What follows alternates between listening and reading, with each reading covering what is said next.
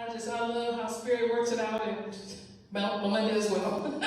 This is beautiful. This is working out so lovely. Thank you all again for being here this morning. My name is Reverend Pjae Stanley, and I am the senior minister of Harmony Spiritual Center in Fort Worth. I'm an interfaith minister, an interfaith new thought minister, and so I speak from the words of Unity and the Fillmores, from the Science of Mind, Ernest Holmes, all of the new thought speakers and teachers is where I am inspired and where I'll be speaking from today. I've been in New Thought since 1995, and like so many of us, I was raised in a fundamental religious background. And so when I stepped into a Science of Mind church in San Diego, California, it was called the Center for Spiritual Living. And when I saw that sign, I just thought, what does that mean? That has got to mean something. It resonated with me. And I stepped into that place. And I have been there ever since in New Thought, because this message resonates with me, and what we believe, the thing that resonates in every New Thought church that I go to, that I'm a part of, we believe and we know that there is only one, God the good. However you claim that, however you say that, however you speak it, however you know it in your own soul, there's only one. And we are individualized expressions of the one. We know that we co-created our lives. We know that thoughts materialize. They become things. And so we are so very careful with the things that we say. Because whatever we want into our lives, we speak it into existence. And it is so. And the final thing is that action is required. We can't simply sit and read and think that we know. We have to actionize our practices, our beliefs, and take it out into the world. And so when I say that what we teach is a practical spirituality, what I mean is, how do you leave Sunday morning? Because that's what was missing from me before. How do I take this feel good, this love one another, this peace, this joy, all that I see and all that I feel when I'm around my tribe, into the community, into every single day, into my work, where I'm working for someone who knows so much less than I do. When I'm around people that are sometimes harder to feel this peace and love around, how do I do that? And that's what this practical spirituality does for me, for us, for all of us, and why it so resonates with me. So what we do is practical spirituality. It's not just a theory, it's action and application. It is useful because we put what we know and what we learn into effect so that it can affect our lives. So that we have the best life that we are looking for right now. That's why we do what we do. And because we understand that we create a conscious manifestation of our lives through our thoughts and through practicing our principles. So we co-create our lives, thoughts are things. The question I have is, what do you intend then? If we understand that, if we know that thoughts are things, and what we intend becomes our life, what is it exactly that you are intending? What is your intention? I feel like a father talking to a young boy coming to see his daughter for the first time. Young man, what are your intentions with my daughter? We all have intentions. What are your conscious intentions for your life? Because whatever you're thinking about becomes your life. And so today's talk title is Set the Table for Joy. Set the Table for Joy. And it is inspired by a true story of my mother, who taught me early on about spirituality, not about religion, about spirituality, about loving others, about a faith that was profound. And I saw it in her every single day. So she was married to my father. They ended up getting a divorce. He was a military person, and if you're around any guys that have been in the military, you know that there's a lot of trauma around them. If they've gone to war or done some things, there's a lot of trauma. They weren't able to survive that, and so they divorced. But she had no skills. She had been a wife and a mother, traveling around with her military husband. So she didn't have any skills. So she just took whatever jobs could come up. And it was a struggle. One particular time, we were at home, time for dinner, and there was absolutely nothing to eat. She had simply run out of options and things to eat. But here's what she said. It's the true story. Set the table. Just set the table. Now, my mother was 4'11", just a little dynamo, and you did not argue with her, even though what she was saying seemed crazy. She said, set the table. We're like, okay, yes, ma'am. And so we set the table. What we were going to serve, we had no idea. But we set the table. And then we sat down. And then we waited. We just waited. My mother knew that you pray, you believe, and you wait on Spirit. Knock on the door, not kidding. The neighborhood grandmother, Mama Lee, who everyone supported, always took her food. She came to our door with a bag of not just food, but cooked food. And she said, can you guys use this? There is too much here for me.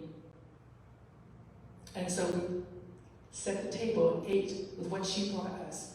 So that is how I learned one of the many things our mother did to show me what faith looks like. What a knowing, not a belief, a knowing that God provides, what that looks like. What that looks like. So my point is that practical spirituality, not everybody understands or knows what a deep faith looks like. I was fortunate enough to be around someone who was an example of that. But not everybody is fortunate enough to have that. And so what we do here, what we do in New Thought is teach that. It can be taught. We teach a practical spirituality and how you build your faith. Because when you set your intention, you claim you're good. What we know and believe is that we are meant here to be here for a purpose, to serve and to be served. That God has great plans for your life to prosper you, not to hurt you, to prosper you. And if our thoughts are things, and if we co-create our lives, then we must set an intention for what we want our life to be. Otherwise, we're just willy-nilly going about and just accepting. That's okay. Life will show up, but is it showing up the way you want? So when you understand this, you have more power and control over your life to allow the things into your life that you want and say no to the things that you don't want. Here's what the universe does. The law of the universe simply says yes. That is all it can do. If you say, I am so smart, the universe says, yes, you are. And if you say, I have an abundance in my life, the universe says, yes, you do. And if you say, I am so broke right now, the universe says, yes, you are. Do you understand? If you say, I can't find a good person to be with, the universe says, you are correct. You are, that's all the universe can say.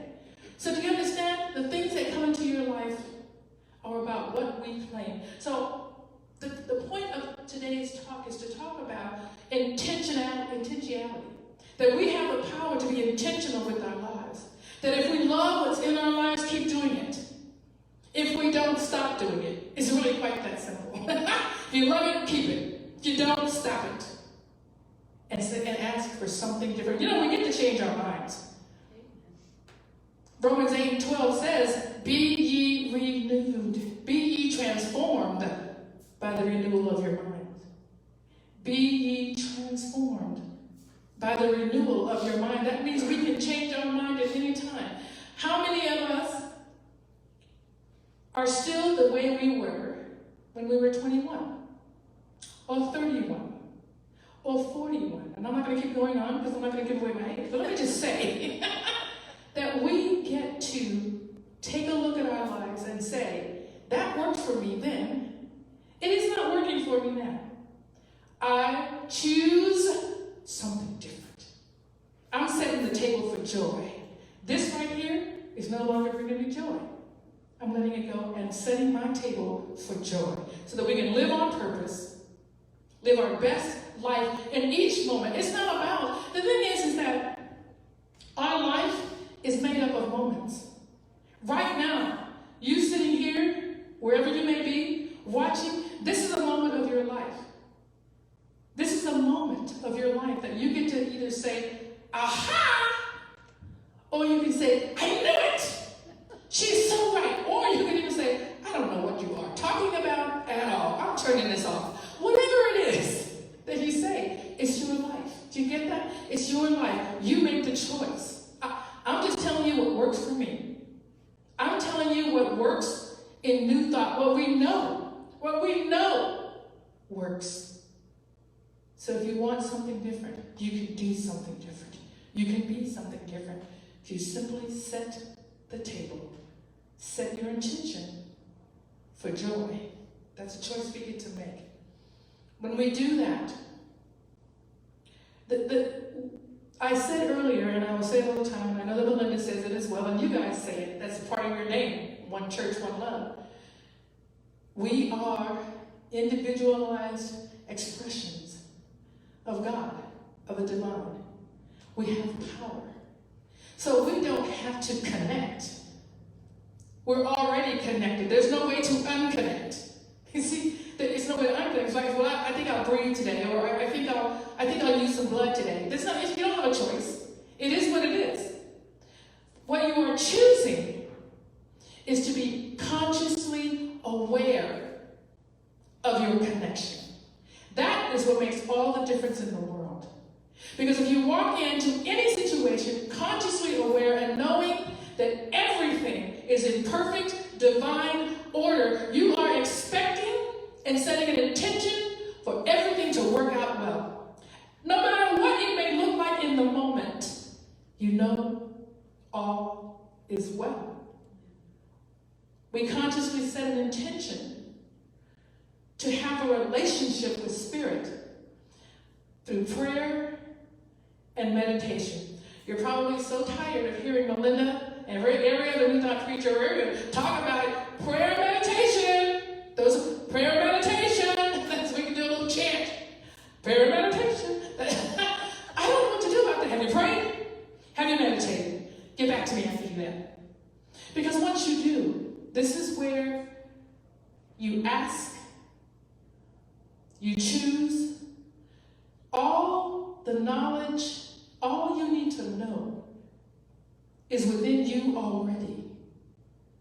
Because you are an individualized expression of the divine. It has to be there. The only way you don't know it's not there is because you aren't quiet enough to hear it. That's what meditation allows. It allows for the chaos to be gone and for peace to reign. How many of you have walked into a situation that was entirely chaotic? Entirely, I see some faces, entirely chaotic. You don't have to join in the mayhem. You know, you can bring your own peace with you. Do you know what happens when you do that? People are wondering and asking you, do you not understand the situation? Why are you not chaotic with us? Because there's no need. Because all is in divine order, whether I run around like a chicken or not. Right? That's not going to change anything. So I might as well bring the peace. I enjoy that better. That's my personal choice. If you want to be chaotic, that's your personal choice, and that's okay. I'm not saying it as a negative. I'm saying it as a choice. That's all I'm saying. What is it you want? Make that choice for yourself. So as we are setting our intention, we are purposely invoking 3 laws. There's a lot of laws of universal laws, but 3 that I think are powerful as we are co-creating our lives. One is, of course, the law of cause and effect. For every cause in your life, every effect in your life, there's a cause. There's a specific cause you can trace it back to. And whatever I may be involved in, whatever I may find myself in, having to make a decision, the first thing that gives me the most power is to find out, what is my role in this? How did I contribute to where I am right now? And the reason I do that is because I am the only person I have power over. I can only change how I feel, how I perceive what I have done. That's all. But that's all I need. That's all you need. So whatever you may be involved in, that's one of the first things you could ask yourself. What is my role in this? And whatever it may be, whatever anyone may be trying to get you to involve yourself in. I actually ask that question a lot to people when they're talking to me. All right, hang on, what's my role in this? How do you see me? Nope, I don't accept that. I'm not going to play that part. Thank you, bye-bye. You get to do that. We all get to do that. But you do that when you know yourself already. When you already know what you're about.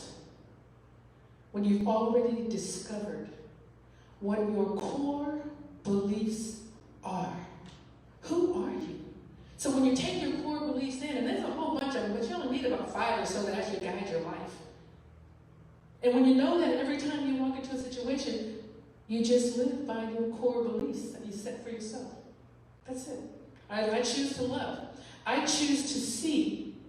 When I look at you, that you are a divine, individualized expression of God. And when I see that, I know what's possible. I know what's possible. That's what I choose to do. That's a core belief that I have. What is yours? What is your intention? My intention is to, I'm just looking at the mic. How crazy is that? Unbelievable. My intention is to live a life of joy. That's my intention, is to live a life of joy. And joy for me is knowing that God is always with me. Not just available. Available, yes. Present with me. Always. There is no place, anywhere, anytime, that I can be that Spirit is not.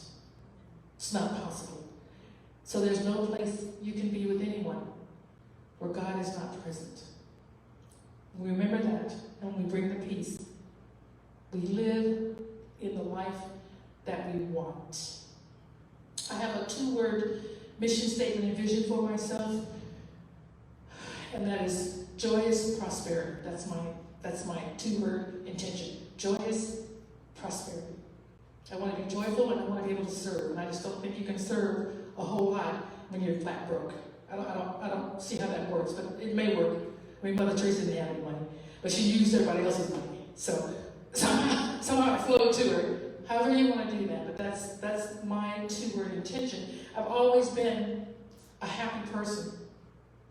I worked for Continental Airlines in Los Angeles. I was a mechanic. And if you've ever worked for a large organization like that, almost like a governmental entity, there's a culture that goes around a big company. They have their own culture. And so we're very proud to have worked for them. At the time I was there, it was great management, and they just did great things for their staff and for the people who worked there. And they had a store, kind of a store, in the facility that I was. It's a big store. So I was just walking there, just looking to see, they had little planes that you can buy, and little shirts and caps and whatnot. So I was in there, just looking through and finding some stuff, just having a good time. I don't really care that much for shopping, but my break was a good time to do. So I picked out a few things, and I went up to the cashier. And she, I'm not kidding. I put my stuff up on this smile. And she's looking at me. She doesn't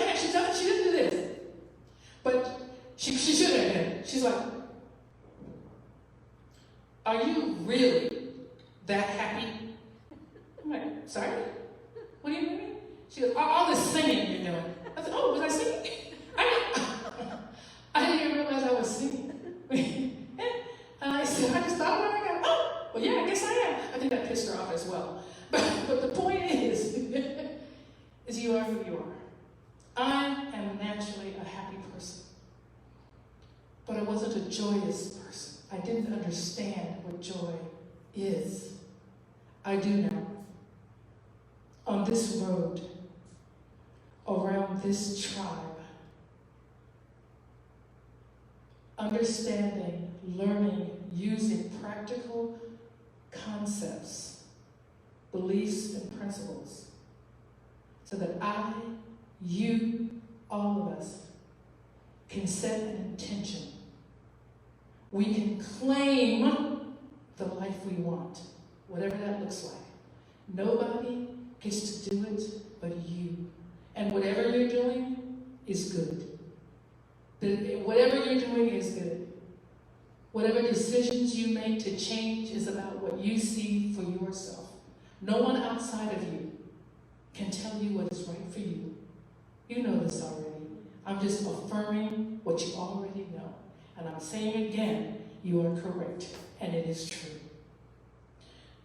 So as I finish this talk and come to the close, and I love saying this part because it's kind of an inside joke with my fundamental background in ministers. They would always say, as I close, and then talk for another 20 minutes. They were just trying to wake you up. Because they said they were leaving, and you wake on up and start gathering your things up. And they start talking. But I'm actually closing. So as I close, I want to say to you that this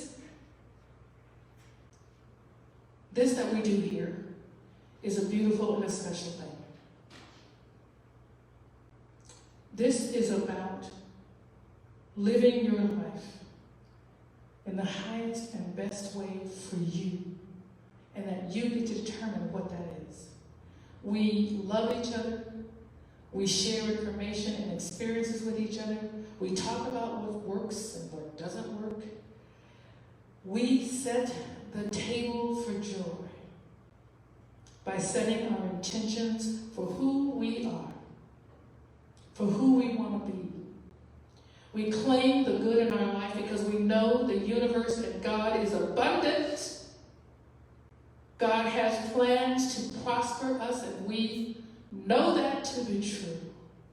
So as you go out through your week, your day, your week, your month, your year, set the table for joy. Set your intention for each moment, because your life is made up of every moment that you live. And you can then live your best life right now. Namaste. I didn't ask you this, can you play or maybe use some background music for the meditation? Thank you.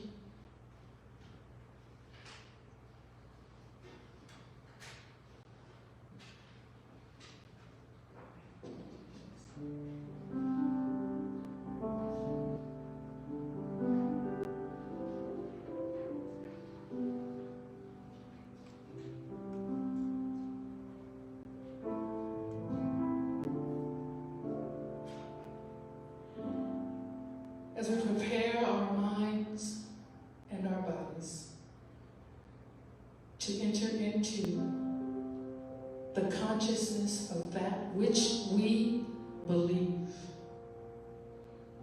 let us take a deep breath in and a releasing breath out. And throughout our time together, I ask you to continue to breathe. It is all about the breath. Breathing in deeply, releasing out completely in your own time, at your own pace. Become comfortable as you can where you are. Allowing your body to just rest. And let whatever you're sitting or lying upon take your weight.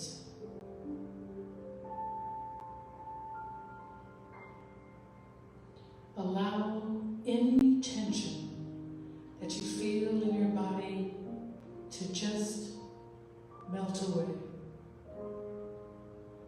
Relax your jaw just a little. Any tension in your shoulder, your neck, between your eyes and your eyebrow, let all tension melt away. And with each breath you take, you find yourself more at ease, more relaxed,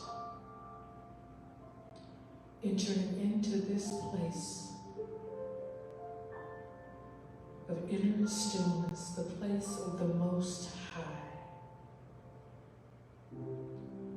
This meditation for gratitude is called the practice of appreciative joy, as we just show up for joy and happiness. Breathing in, releasing out, setting an intention to be more fulfilled by joy. For joy and happiness to easily flow into your life. Knowing that joy is an important experience of life. And with each breath in and releasing breath out,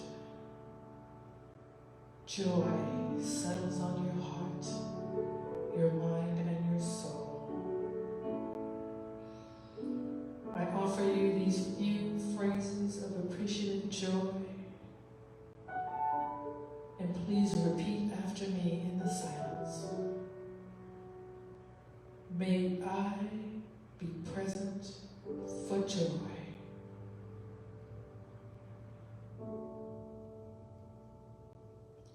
May I appreciate joy in my life.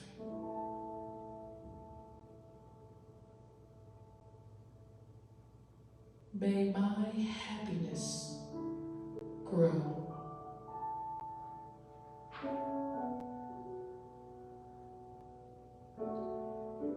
May my happiness continue. Breathing in deeply and releasing out completely.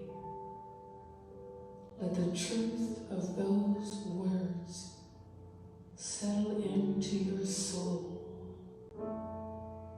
becoming a part of who you are right now. Know that you can return to these words, to this thought, to the breath of life, anytime you wish to set an intention for more joy, for more happiness.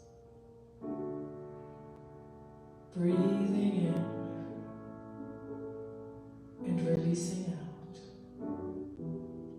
As I draw this meditation to a close, and as you go about experiencing the rest of your day, remember who you are, a unique expression of the divine,